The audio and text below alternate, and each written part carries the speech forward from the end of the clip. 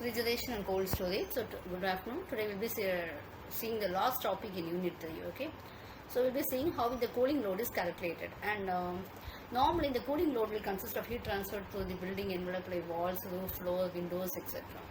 So the heat will be transferred by these also, and the heat will be generated by occupants, equipments and light. Okay, so the load due to the external transfer of envelope is called as external load, while the other loads we call it as internal loads.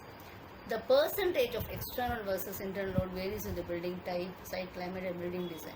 Okay, so the total loading cooling load will be depending both on sensible as well as latent heat components, etc. The sensible load will affect the dry bulb temperature, while the latent will affect the moisture content. So we have to consider this while we are designing the air conditioning system. So psychometric when we are on this.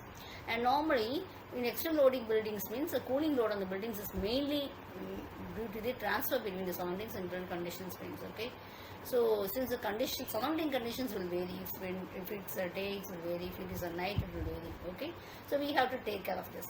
And internal sources normally we take it as constant and all. Okay, so because heat transfer from the various surroundings is less when compared with internal and all. So normally we take it as we try to assume it as a constant one. Okay, so we have to assume, we have to check how much load is being get.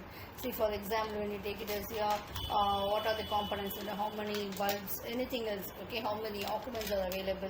So like this we have to consider or assume this. Okay, so it's actually a very critical process, and in order to determine the capacity we have to go on for cooling load accurate calculations, etc.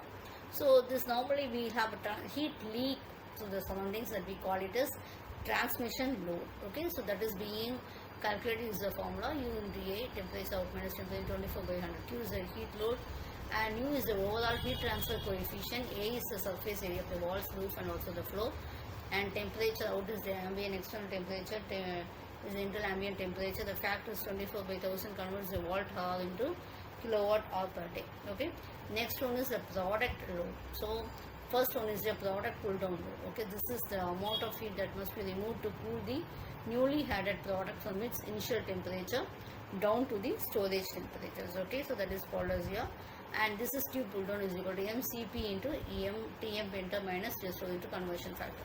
So Q is the heat load, so M is the mass of new product, so Cp is the specific heat capacity.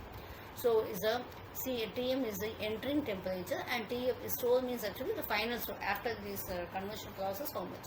So conversion factor we take it as 3600 for kilojoules to kilowatt conversion, etc. So depending upon the unit we will have to carry out this. Okay, so the respiration load is the fresh fruits and vegetables or living organisms, and they will be generating heat as a natural byproduct of the respiration process. Okay, so this is M total into R respiration into 1 by 3600. Okay, so M total means total mass of the products in storage. Okay, so these are the basics that has to be considered in the cooling load calculation. Thank you.